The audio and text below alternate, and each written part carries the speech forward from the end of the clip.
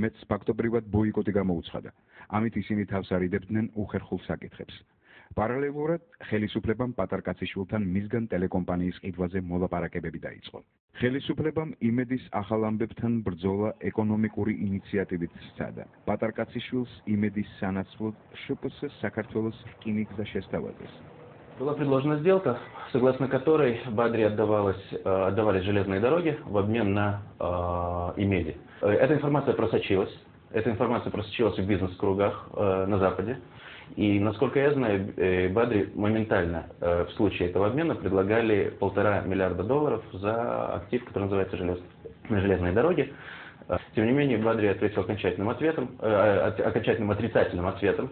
И мотивировав это тем, что он пытался и сами власти вразумить, говоря им, что для них же самих существование такого имеди лучше, потому что это выпускает пар, хотя они этого никогда не поймут. იმედი არ გაიყიდა. იგი ყოველდღე ქვეყნის მთელ ტერიტორიაზე პოლიტიკური პროცესების ანალიზით მაღალ რეიტინგულ სატელევიზიო პროდუქტს ავრცელებდა. შემოდგომაზე იმედმა სტუდიაში მიიწვია მიხეილ სააკაშვილის ხელისუფლების ერთ-ერთი თვალსაჩინო წარმომადგენელი ირაკლი ოქრუაშვილი.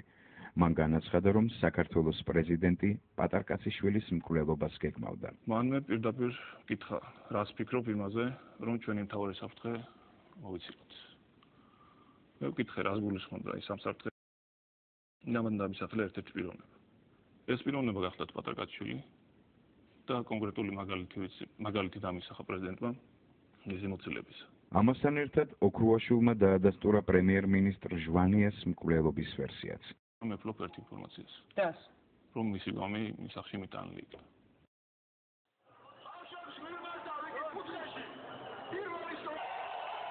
2007 წლის 2 ნოემბრიდან ისტორიის გამეორება დაიწყო.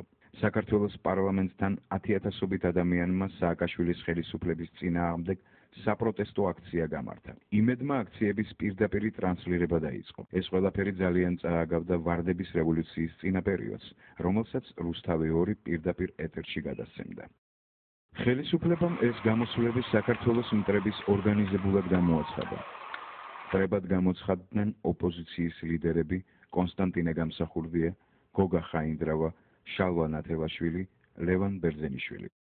საქართველოს ხელისუფლებამ სამშობლოს ღალატში ბრალდება არაერთხელ აქცია პოლიტიკური ანგარიშის სწორების იარაღად. შევარდნაძის დროის მართლმსაჯულებამ ეს ბრალდება საქართველოს პრეზიდენტის წინააღმდეგაც განახორციელა. 2007 წლის ნოემბრის დღეებში პატარკაციშვილი ნომერ 1 მტრად გამოცხადდა. საპროტესტო აქციების დროს, რომელშიც 100,000-ობით ადამიანი მონაწილეობდა, ხელისუფლებამ გამოფინა პატარკაციშვილის დამცინავი უზარმაზარი პლაკატი, რომელიც მისგან ოდიოზური პოლიტიკური ლიდერის სახის შექმნას ისახავდა მიზნად.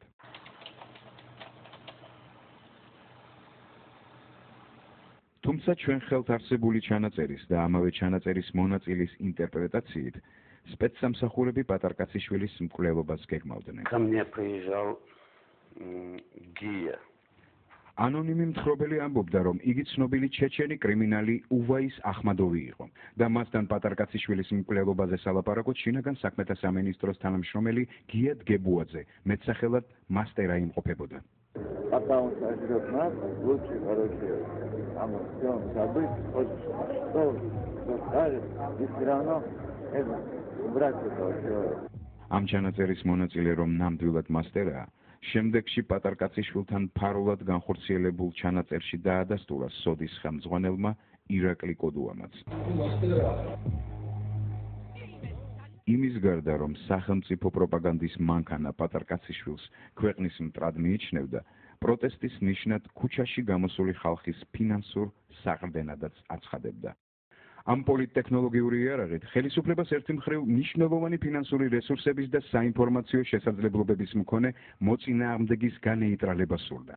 მეორე მხრივ კი უპრეცედენტო მასობრივ გამოსვლებს დემოკრატიული დასავლეთის წინაშე ქვეყნის მტრის პატარკაციშვილის ინსპირირებულად ასაღებდა. 7 ნოემბერს ხელისუფლებამ მშვიდობიანი საპროტესტო აქცია დაარბია.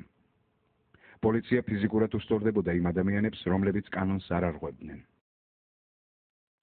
დარბევაში მონაწილეები განსაკუთრებულ აგრესიას ნომერ 1 მტრის პატარკაციშვილის წინააღმდეგ ავლენდნენ.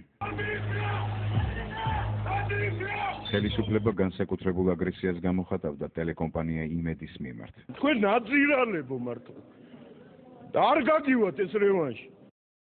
ტელეკომპანია იმედი იმავე დღეს დაარბიეს. ხმაური ისმის ტელევიზიაში და რაღაცა საშინელება ხდება. კანონის იგნორირებით გაითიშა რადიო იმედი და ტელეკომპანია კავკასია, ბათუმის 25 არხი. ამის შემდეგ ქვეყანაში საგანგებო მდგომარეობა გამოცხადდა.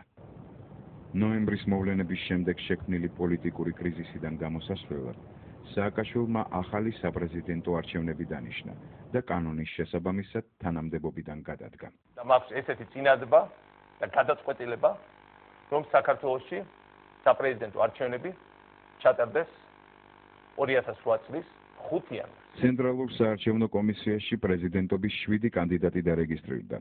მიხეილ სააკაშვილი, რომელიც თავს უალტერნატივო პრეზიდენტად მიიჩნევდა, ძირითად კონკურენტებად ლევან გაჩეჩილაძეს და ბადრი პატარკაციშვილს მოიაზრებდა.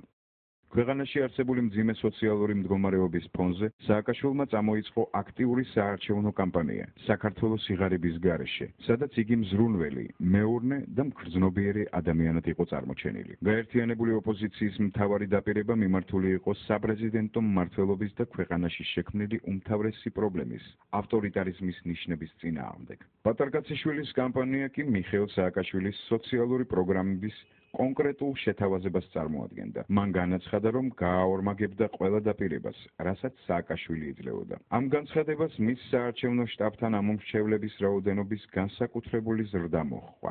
ეს ორი პოლიტიკური პროგრამა ერთობლივად სააკაშვილის კამპანიას აშკარა კონკურენციას უწევდა და მისი საარჩევნო წარმატების დამაჯერებლობას საფრთხეს უქმნიდა. საქმის მასალების მიხედვით სპეციალური ოპერატიული დეპარტამენტის დირექტორმა ირაკლი კოდუამ 17 დეკემბერს შინაგან საქმეთა მინისტრის სახელზე შეადგინა შემდეგი შინაარსის პატაკი. მოგახსენებთ, რომ დამეკავშირდა ყოფილი მოსამართლე მარინა გაბუნია, რომელიც უნდა შემხვდეს დღეის რიცხვს ჩემს სამუშაო ოთახში და გარკვეული სოლიდური თანხის საფასურად შეეცდება ჩემს მოსყიდვას სახელმწიფო გადატრიალებაში მონაწილეობის მისაღებად. ამ პატაკის საფუძველზე გამოძიება დაიწყო. განხორციელდა რამდენიმე, მათ შორის ვალერი გელბახიანის და ბადრი პატარკაციშვილის ფარული ვიდეო-აუდიო ჩაწერა. საქართველოს გენერალურმა პროკურატურამ გამოაქვეყნა ამ ფარული ჩანაწერების ნაწილი და განაცხადა. დაიწყო წინასწარი გამოძიება სისხლის სამართლის საქმეზე საქართველოს კონსტიტუციური წყობილების ძალადობით შესასვლელად შეთქმულების მომზადების ფაქტზე. სახელმწიფოს წინააღმდეგ შეთქმულებაში მონაწილეობის ბრალდება პირველი არ ყოფილა. გენერალურმა პროკურატურამ ეს ბრალდება ჯერ კიდევ 7 ნოემბრის მშვიდობიანი აქციის დარბევის შემდეგ სკანდალურ პროპაგანდისტულ ფილმში გააჟღერა, რომელსაც ხელისუფლების მიერ კონტროლირებადი ყველა ტელეკომპანია გადასცემდა. ამ ფილმის მიხედვით 7 ნოემბრის აქციის დარბევის შემდეგ დააპატიმრეს პატარკაციშვილთან დაკავშირებული შეიარაღებული ჯგუფები. დემონსტრირებული იყო მოცულობითი საბრძოლო მასალა. გამოძიება აცხადებდა, რომ ეს ყველაფერი ხელისუფლების ძალადობით შესაცვლელად უნდა გამოყენებულიყო. თუმცა არჩევნების დანიშვნის შემდეგ საპროპაგანდო მანქანამ ეს თემა დაივიწყა.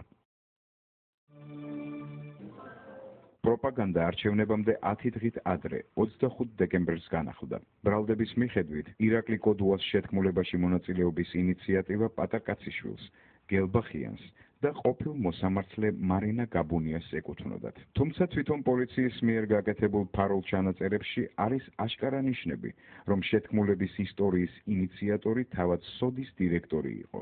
ირაკლი კოდუას მარინა გაბუნია ესაუბრება. კარტოფილს უწავდი ბავშვს, როცა დამირეკე, 9 საათშიო. მერე დამირეკე 20 წუთში. მე არ ვიგვიანებ არასოდეს. კოდუა პატაკში წერდა, რომ შეხვედრის ინიციატორი გაბუნია იყო და რომ გაბუნია აპირებდა მასთან მისვლას. ფარულ ჩანაწერში კი ჩანს, რომ კოდუამ დაურეკა გაბუნიას. გაბუნია კოდუას გელბახიანთან შეხვედრის შესახებ მოუთხრობს. შევედი ისე, კაციშვილს არ ვუნახივარ გარეთ. ვინახე? გარეთ მანქანა იდგა. ისა შეხვედი? კოდუამ შეკითხვით ყურადღებას იმაზე ამახვილებს, რომ მან არ იცოდა თუ ვისთან იყო სტუმრად გაბუნია. ვალერი. გელბახიანი ნახე? აბა, რა მინდა მე მეტი, შენი გარგინდოდა? გაბუნიას ეს ფრაზა აშკარად ადასტურებს, რომ იგი გელბახიანს კოდუას ინიციატივით შეხვდა. სოდის დირექტორი ცდილობს საუბარი ისე წარმართოს, რომ მისი ინიციატივა შეინიღბოს, რადგან იცის, რომ ჩანაწერი კეთდება. ყოფილი მოსამართლე ვერ ხვდება, რატომ რეაგირებს კოდუო არაბუნებრივად და აღშფოთებას გამოხატავს. მე ვუთხარი ახლა პიროვნებაა, რომელსაც აქვს. ეს თემა იქიდან რომ არ მოდის, ეს თვითონ შენ თვითონ იმას ქენი? კარგი.